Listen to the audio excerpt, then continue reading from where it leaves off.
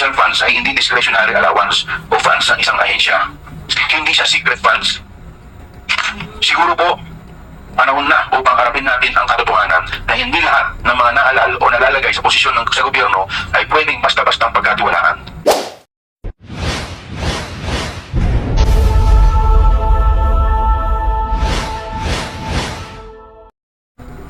Yes, kamusta? Paskong Pasko na mga ka-Gym 5. Sana naman ay maging maayos ang ating pag-celebrate na nitong Pasko, no? At lalong-lalo na yung papasok na panibagong taon ang 2025. Okay, hanggang ngayon ay umuugong, magtatapos ng taon ay umuugong pa rin yung usapin na kung saan ay iba't iba na mga investigasyon na ginagawa ng Kongreso sa ngayon, you know? At ang nahuli, itong pagtatapos rin ng pagdinig ng Kongreso ukol, no, lalo na dyan sa mababang kapulungan, ukol itong confidential funds ng Office of the Vice President, lalo na sa budget ng Department of Education. Nung nangangasiwat, nagiging kalihim pa itong si former DepEd Secretary Sara Duterte, ang ating Vice President. Ngayon guys, alam naman natin, no, na mahaba rin ang naging usapin ukol dito, no, kung saan napunta yung budget, ano ang pinagagamitan, no. Matapos meron din namang sagot diyan yung Office of the Vice President. Ngunit ay hindi naging kampante at hindi naging kontento ang miyembro ng House, lalong-lalo na ng mga pagdinig ng Quadcom, mga pagdinig ng Good Government and Public Accountability ay yung members, at kaya mas linaliman pa yung kanilang investigasyon ukol dito. At marami silang mga natutuklasan. At isa sa nakita kung bakit ganoon ang mga pangyayari ay aminado, no? Lalong-lalo na si Congressman Chua na mayroong mga kakulangan, no? Kakulangan sa batas. Ito yung part sa ginawang hearing, yung pagdinig ukol dito sa ginawa nating pagpapatuloy sa usapin ng confidential funds sa OVP nung naging ginawa ang hearing ng Good Government and Public Accountability. Bago lang, no? Kahapon lang, at ito ang nagiging isa sa mga laman ng nagiging pagdinig na yan. Natutuklasan ang mga kakulangan ng ating batas. Mga puwang na bilang mga kongresista ay dapat nating sikapin na punan upang mas mapabuti ang ating sistema at ang kalagayan ng ating bansa. Bago ko magpatuloy, nais kong ipahayag ang taus-pusong pasasalamat sa lahat ng ating mga resource persons. Ang inyong dedikasyon ay nagbibigay liwanag sa madilim na landas ng katiwalian. Alam namin kung gaano kahirap ang inyong pagdalo sa mahabang pagdinig. Ang inyong presensya at pagsagot sa mga katanungan ng komite ay hindi matutumbasan.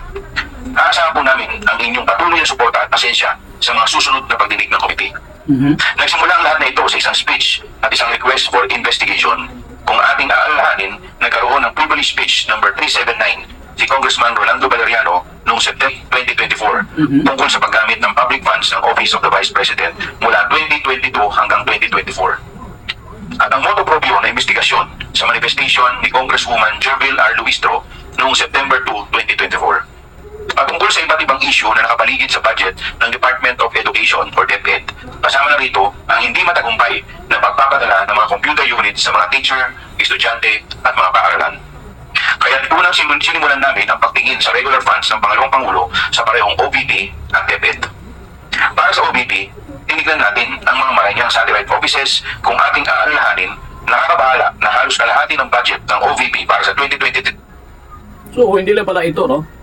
Nakalimutan lang natin, hindi lang yung confidential funds guys, kundi pati yung regular funds ng OVP ay talagang binusisi nila, no? Binusisi nila. Kaya napakaraming usapin dito, no? Meron ng mga sagot dyan, meron ng mga press conference si Vice President Sara Duterte na umabot pa sa pagkaka-hospital ng nitong si Attorney Lopez, di ba? Kung ating matatandaan, umani rin yun ng mga hindi magandang mga reaksyon at binabantayan pa ni VP Sara, no? At yun ang isa sa mga nagiging takbo nitong investigasyon nito.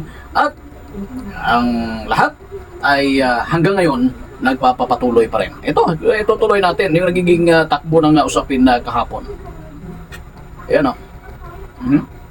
At 2024 ay napunta sa pagtatayo at pagpapanatili ng mga satellite offices nito sa buong bansa. Ang tanggapan ng Vice President Sara Duterte ay mayroon ding napakalaking budget na 2.3 billion noong taong 2023.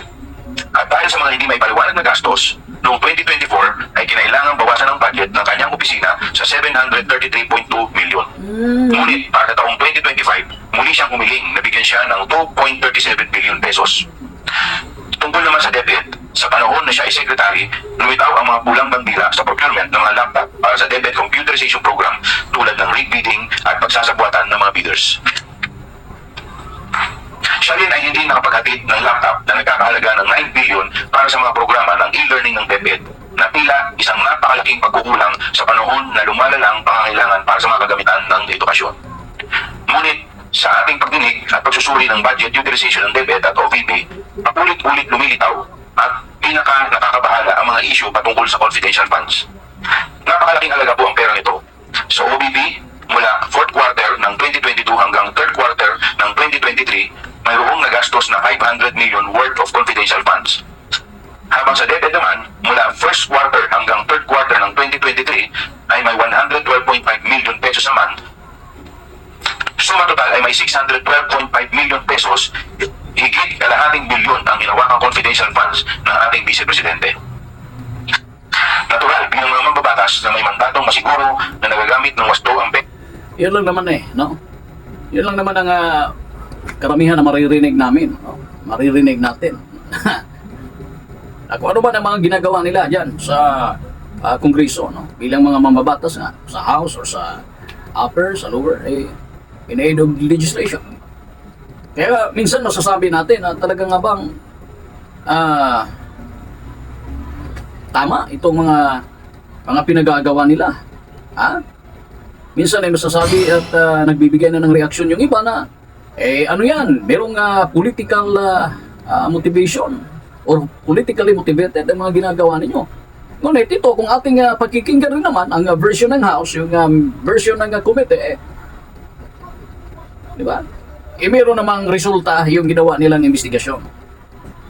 Meron namang resulta yung mga pinagagawa. Gaya nito mga ito, na pinagtagpi-tagpi na yung mga information na nakukuha nila at ibinibigay yung update sa mga ganitong usapin, sa pagdinig, press conference, at kung ano-ano pa. Na kung saan ay magka-counter rin naman ang Office of the Vice President, ngunit nalalabuan pa ang House at ang ibang mga kababayan natin sa hindi direktang sagot sa isyong ito. So bagay, pagkakaintindi natin, no, na baka hindi pa rin tapos na magbigay ng report or mag-submit ng mga dokumento itong Office of the Vice President para makita at malinaw kung saan napupunta talaga yung mga hinahanap na pundo o pera ng taong bayan. No? Diba? Ngunit, mayroong mga acknowledgement receipt, mayroong mga pangalan na kung saan ay hinahanap yung ilan sa mga personal lead na yan, kung saan ito ang abangan natin ngayong susunod na mga araw mula ngayon. O Edward Fajardo naman ay may approved amount of fund na 4 million pesos pero ang kanyang amount of accountability ay 50 million pesos. Pagpapatibay ng mga patakaran ng COA tungkol sa budget at mga technical resources. Pangatlo, nakakabahala rin ay tila walang maayos na sistema o paraan upang masiguro o ma-check o audit ng COA na nasa wasto ang paggasta ng mga confidential funds. At ikaapat, malinaw na mga alituntunin sa mga detalye na dapat isama sa physical and financial plan na dapat din suriin ng mga ahensya ng pambansang gobyerno at hindi lamang sa Department of Budget and Management. Gayun din ang kinakailangan ng pagsusumiti ng mas detalyadong ulat under oath ng mga accomplishment and liquidation reports kasabay na ang mga ebidensya ng accomplishment na ito. Sa terminong confidential ay di lang ginagamit bilang isang panakip upang itago ang katotohanan mula sa atin. Para sa kaalaman ng lahat, ang confidential funds ay hindi discretionary allowance o funds ng isang ahensya. Hindi siya secret funds. Siguro po, panahon na upang harapin natin ang katotohanan na hindi lahat ng mga naalal o nalalagay sa posisyon sa gobyerno ay pwedeng basta-bastang pagkatiwalaan. Kailangan pa rin ng safeguards pati sa confidential funds. sapagkat Ayun na nga, no? Yung mga ganitong usapin, na matagal na mayroon talagang mga duda yung taong bayan, guys, no? Merong duda dyan sa tinatawag na confidential funds na yan, or confidential fund na yan, kung paano yan i-utilize. Kung paano yun gagastusin. Ngayon, ito na ang pagkakataon. Sana, no? Yung sinabi ni Kung Chua na merong mga pagkukulang or kakulangan dito sa batas, dito, no? Ukol dito. Sana maging maayos, maplansya, at mas lalo pang may katatagan ang mga batas na magiging mas epektibo para maprotektahan yung kaban ng bayan, para maprotektahan yung pera ng taong bayan na nakalaan dyan sa tinatawag nating confidential funds na yan. Kung pwede nyo naman baguhin ang pangalan na yan at talagang parang maging regular funds na yan, wala rin naman problema. Sabihin, paano kung, kasi pag sinabi kung paano ginastos, baka malaman, opisina ng gobyerno ang may hawak sa mga liquidation reports na yan. Commission on Audit. Kayo, mayroong mga opisina, mayroong mga departamento ng gobyerno na naghahawak yan. Paano mag-leak yan? Diba? Kung wala rin naman problema, hindi rin naman mailalabas yan.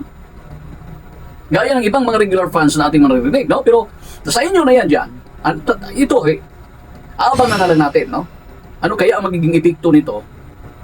Sino nga ba ang tunay at nagsasabi ng katotohanan ukol dito, guys? Kasi kinakailangan talagang maproteksyonan yung interest ng karamihan.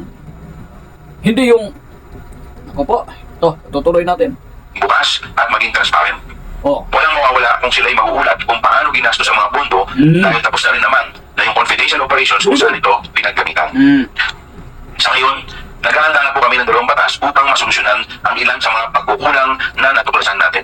Una, an act regulating the allocation and utilization of confidential and intelligence funds imposing penalties for misuse and misappropriation o ang Confidential Intelligence Funds Act. Pangalawa, an act regulating special disbursing officers and imposing penalties for misappropriation o ang act regulating SDOs. Sa Confidential and Intelligence Funds Act, layunin naming tugunan ang tila maluwag na alituntunin batay sa Joint Circular No. 2015-01. Sa mga hearing, nakita natin na pinapayagan ang mga resibo na may pirma lamang at hindi mabasa ang sulat kamay mula sa mga hindi nakikilalang tao bilang patunay ng liquidation. Panahon na upang makatupad ng mas mahigpit na mga alituntunin sa paggamit ng mga confidential fund para sa mga confidential na gastos. Bagamat mahalaga ang mga confidential funds para sa pambansang seguridad, dapat itong balansihin sa tungkulin ng gobyerno na protektahan ang paggamit ng pampublikong pondo at ipatupad ang kinakailangang pagbabago sa batas, kaya taimtim namin ginigiling ang pag-aproba ng panukalang batas na ito. Samantalang ang Act Regulating Special Disbursing Officers and imposing penalties for misappropriation, layunin nitong palakasin ang proteksyon ng pera ng bayan dahil ito ay madaling maging target ng mga head of agencies at special disbursing officers na abusuhin ang paglabas ng pondo sa milyong-milyong halaga at bilyon-bilyon na walang wastong liquidation at walang takot sa parusa. Muli rin namin bibisitahin ang mga patakaran ukol sa fidelity funds at ang inaprobahang halaga ng mga HOAs at SDOs dahil nakita naman natin kung gaano kalaki ang pagkakaiba nito na tila nawawala na ang kabuluhan, ang layunin ng pagpapataw ng bank mula sa simula. Okay. Ito marami sa mga kababayan natin ay nagtitiwala sa investigasyon at ito mga nakaupo ngayon. No? Kaya kung mayroong nakitang kakulangan sa sinabi ni Kung Chua, sana naman ay magawa nila. Kasi hindi ito pagkaraniwang investigasyon. Involved dito yung millions of money, guys. Involved dito yung pera ng taong bayan na kung saan napakarami talagang dapat tuunan pa ng pansin. No? Ito ay alam naman natin ang proseso, no? Ano kaya ang magiging epekto nito? Kung may magpa-file na o kung mayroon mang recommendation kung ano man, kasi alam naman natin mayroon pang judiciary. Itong ginagawa nila in aid of legislation as legislative branch, no? Andyan sa legislatibo, meron pa tayong isang sangay ng gobyerno, meron pa tayong isang branch ng government na kung saan ay siyang magdidetermine kung tama ba ang lahat ng mga implementation at napag-usapan sa legislative at sa executive, which is yung judiciary, yung batas, yung korte. Kaya alam natin na doon ito babagsak kung sakali man, at alam natin na ito ay magkakalinawan. Dito natin malalaman kung ano ang katotohanan. Pero balikan natin yung sinabi na mayroong mga kakulangan sa batas. Sana naman ay habang nandyan pa itong mga ito, no? Habang nandyan pa yung ating mga congressman ngayon sa lower, sa itaas, ano, sa Senate, eh kung magiging ano man ang magiging usapin, kasi hindi lang naman dyan nabubuo sa lower house, kundi meron ding participation dito yung upper house bago maging batas, aakyat dun sa office of the vice president para pirmahan. No? Meron pa proseso. Sana naman ay mapadali. Tingnan natin kung ano magiging epekto nito, abangan lang natin kung ano magiging resulta nito. Ang atin lang, kung ano talaga yung dapat gawin para maproteksyonan ang interes ng taong bayan, para maproteksyonan kung ano man ang katotohanan, at mapangalagaan ang tunay na dapat na programa ng gobyerno para sa karamihan ay magagawa't mapakinabangan ng lahat. Sana naman, no? Maging maayos. Pasko ngayon, no? Kung ano man yung mga sagot, mga tanong na kailangan ninyo, sana ay kung may karagdagan pa ang tanong at ito ay masagot pa, no? Karagdagang sagot din ang may bibigay mula sa Office of the Vice President. Okay? Sana naman ay maging tahimik, payapa, walang personalan, trabaho lang ang ginagawa ng bawat isa. So in aid of legislation, yun nga yung masasabi nila dyan lagi. At naniniwala naman yung karamihan. At sana naman ay walang nakapaloob nito, no? Yung investigasyon na yan, yung confidential fund na yan, sana naman ay hindi lang din hanggang dyan lang sa Office of the Vice President. Hanggang sa muli po, ito po ang G5 TV. Maraming salamat at mabuhay ang buong Pilipinas.